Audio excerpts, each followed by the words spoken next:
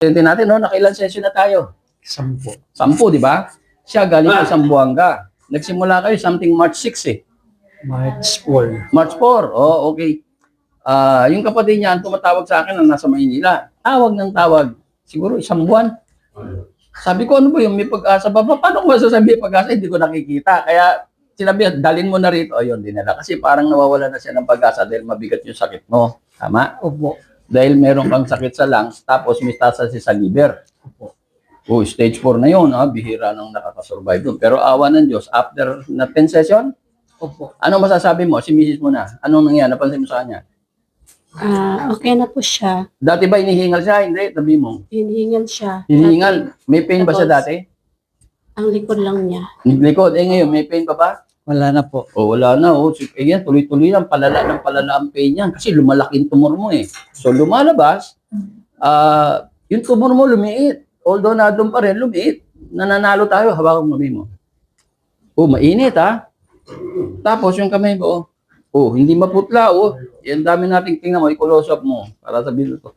Pumula po, imbis na maputla, namumutla na dati. So sa tingin mo, lumakas ka? Opo. Ikaw man, ha? O tuloy-tuloy, wala. Nakakalakad na po ako ng medyo malayo. Ganun ba? Ba't dati hindi ka makalakad? Hihingalin pa ako pag Oo, di ba? Pasalamat sa Diyos, alam niyo kung gumagaling man kayo, siyempre, naaalala ng Diyos yung ginawa niyo mabuti. Kasi, mabait naman siya, di ba? Di ba? Balay ko, laki ng hirap kasi sa principal ang lahat ng problema. O sige, sana makapagtrabaho ko ulit at tuloy-tuloy lang, ha? Kaya lang, pag ginawa ko itong video, para malaman na ibang may cancer, magkaroon ng pag-asa. Ha? Bigyan natin pag-asa, kawawa naman. Katulad mo, hindi ko gumanda na yung mata mo, saka yung mo, hindi katulad dati na, masaya ka? Masaya po. Yun ang timisis niya. Mabait timisis niya, pasensyoso ha. Swerte niyo ha. Kasi yung may cancer o bibigat na sakit, ang gusto ko kasama niyo, asawa niyo, anak niyo, kasi mas mabilis yun eh. Pag ikaw mag-isa, medyo mahirap eh. Ha? Pero at least, medyo bagas. Ito, ganito. Ano ang sitwasyon niya? Dati siya palubog na talaga. Honestly. Parang nalulunod. Pero sa gagalaw niya, sa sikap niya, naawaan Diyos sa kanya ngayon, nakalapit sa pangpang, medyo nasasalat na yung lupa. O tuloy-tuloy lang ha. Pero nasa dagat pa rin tayo. Ha? Wala lang stress ha. Marami pang prayer. Ano naman, di ba? Religious ka naman. Doon naman tayo nakaano. O sige ha. Salamat ha. Salamat muna sa Diyos.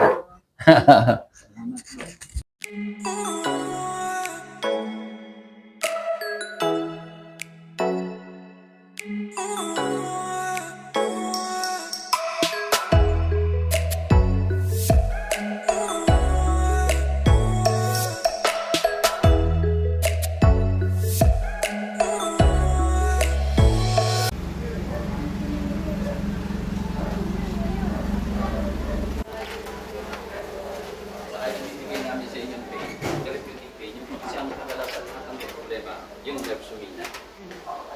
Pag humiti ang dugo nyo, humina ang nerves nyo. Kaya pataasin ang kuryente. Pag tumas ang kuryente, kailangan bigyan kayo ng ending pain o kaya electric puncture. Tapos, tatanggalin natin yung may tindan dugo, diba? Kasi kung pinanatili na, kahit ang gusto na, makakabalik-balik. Nakakabulot na lang yun mga ganon, ha? Kaya tisin nyo lang po.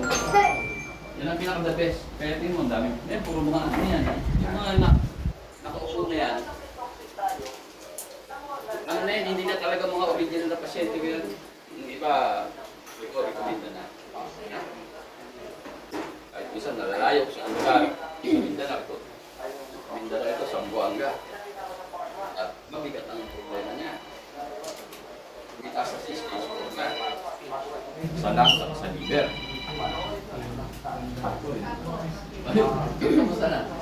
Puro mga ha?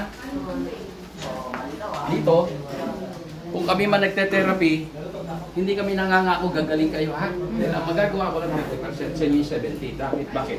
Kailan susunod kayo sa protocol natin? Diet. Inumin nyo, pupunta kayo rito. Sasabihin namin kung kailangan weekly, isang beses. Sasabihin namin kung 2 beses, isang linggo. Sasabihin namin 3 beses.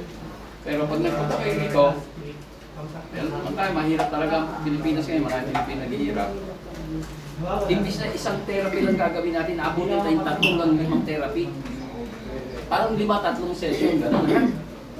Kasi there is a time, sasabihin nyo, halimbawa, kasi alam namin makaka-recover kayo pag sumunod lang eh. Walang maghahatid sa akin. O kaya, wala nang pera, wala nang time. At least sa una pa lang, nakakita na kayo ng ano. Gagawin natin to our maximum.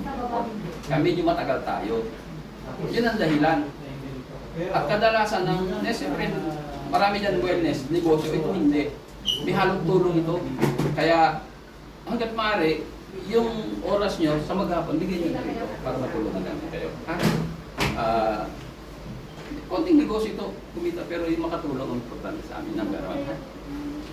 Kaya medyo maikli lang eh, wala tayong privacy. At wala kayong makikitang therapy kahit sa buong mundo na dito sama-sama at malalala ng sakit ha. Kasi matagal na ako eh, 47 years old ko, 48 years na ako eh. Kaya sunod lang kayo. Ha? Okay. Anong health issue niyo po? Ano po? Hindi po. Kaya dito ini-interview namin ha, kaya sasabihin nyo, ay, hindi, ayoko sa media, okay lang. Tatakpan na yung mukha. O sige ha, sabihin nyo, pag kayo magsasabi para yung editor namin, tatakpan. Di ba, pinalakan namin kayo dyan. Makikita nyo, lumalakan, di ba? At tanggalin natin yung ulo nyo. Ha? Sige. Huwag naman mo yung walang ulo. Wala ba? Gusto nyo, o sige. O sige, may ulo, may ulo. O sige, anong health issue nyo? Ano po, high blood, at saka lumbar, Spondylosis. Spondylosis. Sige, ano pa? at saka yung nangingimay yung Oo, nagkakaroon ako ng ano ha? O ibig sabihin yan, basta tandaan nyo, sumasakit ng ba, nangingima, yung dugo nyo hindi umiikot na masyado ha? O ibig sabihin yan, may problema na tayo ron. Okay. Ngayon kami, pag yan ang sinabi nyo, lumbar, nangingimay, high blood, hindi kami dyan nakapokot. Baka mamaya, mayroong nadadami sa organ. Kaya unang check. gallstone. Oh, gallstone, di ba? Anyway, pag kay Papa Opera, Hindi mo talaga. pinagpunta rito, may nagrekomenda sa kanya, galing Hungary pa. Pupunta ka na rin. O, yun, awa ng Diyos. Nakita niyo yun? O, nakita niyo. Basta huwag kayo patutulungan namin kayo, ha? Ang kasama ko may emphysema. Ganun ba? Dati na pala. May emphysema? Oo nga pala, oo. Noong Tuesday, Ano, kamusta na? Pang-ilang session na niya? padalawa pa lang. Padalawa? Ay ano, nakatulong ba yung ano sa kanya? Nakatulong ho, nakatulong. Oo, kasi Hindi may... na siya masyadong ganun ka-grabe yung Oo. tsaka medyo na-lessen na rin yung Hindi ano sa kanya, Sister Ordo, na struggling pa siya ha, pero awa ng Diyos, yung misis niya nagsabi ha. Fight lang, fight ha. Ha? Ganun talaga eh. Yung okay po, yung may masakit? Wala. Ito. Ayan. Ito. Oo, Ito. hindi pa naman. Bulsa na to eh. Mukhang hindi masakit ang bulsa. Okay. Masakit na nga. Okay. Hindi mo lang. Taga-saan ba kayo? Kalamba. Yung kami na lang kayo sasakyan? Okay, very good. O sige ha. Baga sa ano, pinaunan niyo muna siya ha? Oo, siya muna. Nung tinignan niyo ako, Oo. inano niyo yung dugo ko. Mas pangit yung dugo ko kaysa sa kanya. Kaya nagpa-check na rin Buti ako. mo, buti. Kailangan ma-alerto tayo ha. Tandaan nyo, ang sakit nagsisimula sa masamang dugo ha. Pag masama yung dugo, tatamaan yung buong organ nyo. Unang bibigay, minsan kidney, tapos atay. Pero, yung ibang organ nyo may tama na, pero hindi pa bumibigay. Kaya pag uminom kayo, ito. Ito para sa buong katawan nito. Ha? Para sa buong katawan, hindi yung tinamaan ng kidney, iinom ka ng para sa pancreas o sa kidney o kung saan ha. Ito lahat na ito ha. Basta susunod na kayo sa diet. Mukhang nakaigi yan sa kanya. Ito nakaigi? Oo, kasi yan lang naman ang nadagdag na iniinom niya eh. Dahil Oo. lahat ng gamot sa doktor, wala namang naging epekto sa kanya eh. Ganun ba? Oo. Tsaka Nung yung uminom siya, na-lessen talaga yun. Oo, tsaka may sinabi ko sa kanyang gagawin niya na malaking tulong. Ewan ko kung kaya niya. Ay, yung drip. Yung magkapat, tumakasalanan niya na doon. Baka may mga kasalanan pang hindi nakakatawa. Hindi wala. Kasi medyo masakit. Pero wala pa ako na drip, yung... IV. Oo. O wala pa, lalong lalakas yan. Maniwala kayo, lalakas. Mukhang kaya na niya eh. Naghahanap ako ng... Hindi, ako nang bahala ha. Tuturo ko sa inyo ngayon ha. Bago kayo malis.